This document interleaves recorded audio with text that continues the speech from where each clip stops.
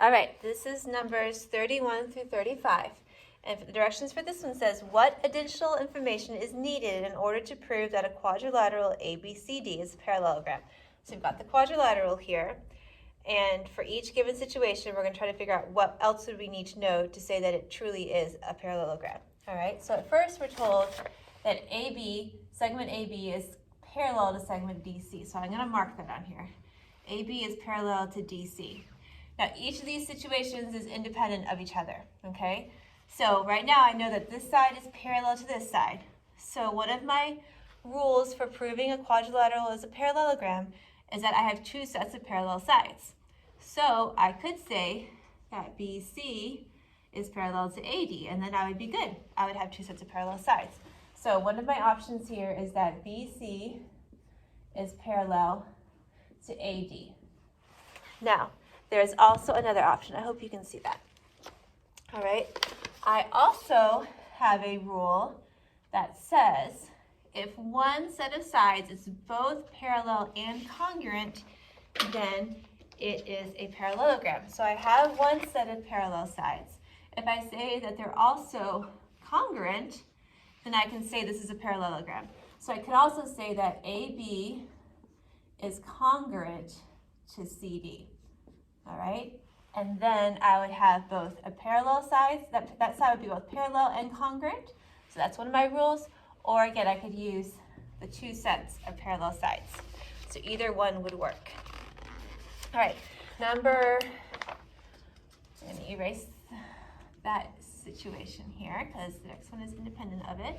So number 32 says angle DCA.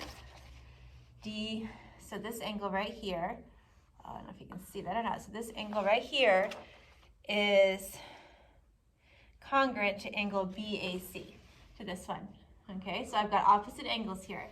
So this angle here is congruent to this angle.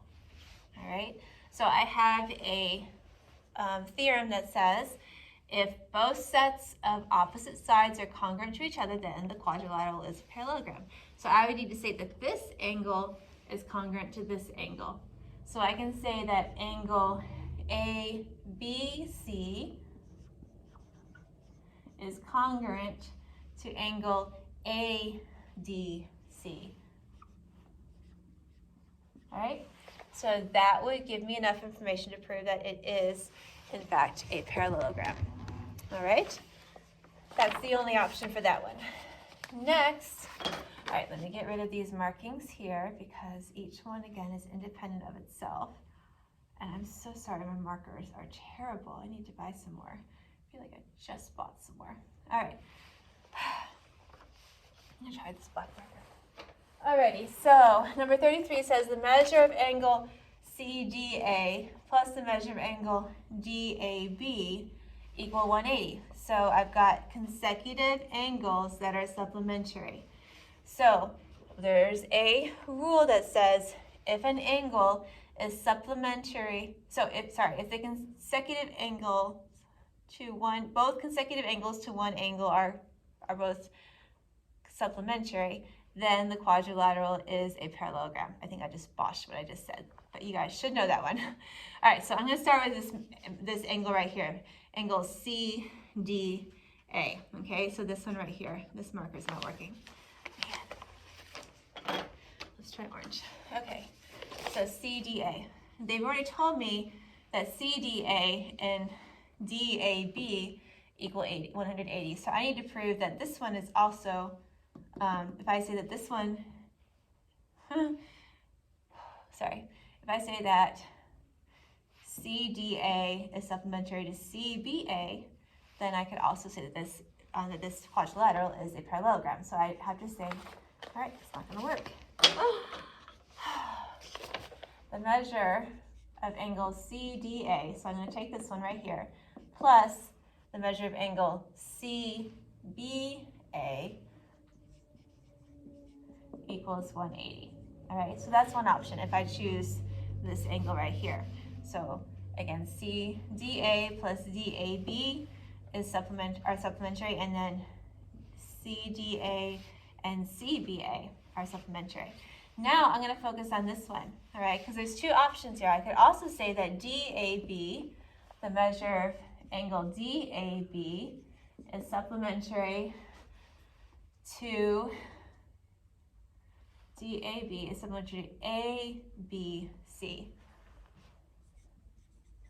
Okay, and that would also work. Let me just make sure I got these two right. I feel like I did not get those right. So ADC, it should be DCA. Hold on, this one's wrong.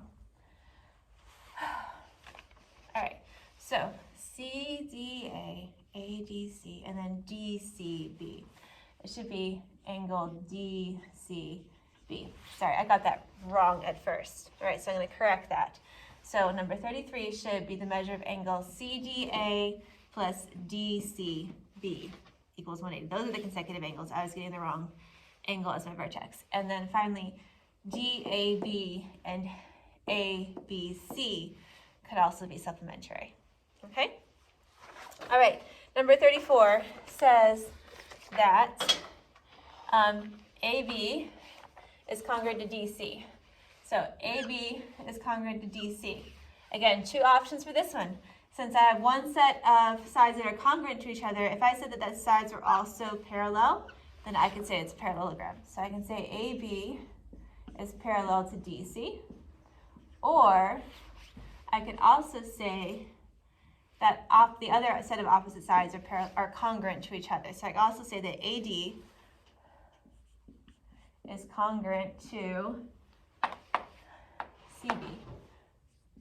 Okay, so two options for that one. Prove that the same sides that is congruent are also parallel, or I can say that the other set of opposite sides are congruent.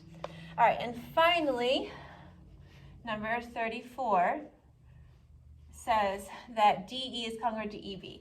So DE is congruent to EB. So I know that this one is congruent to this. All right, so I've got one of my diagonals has been bisected.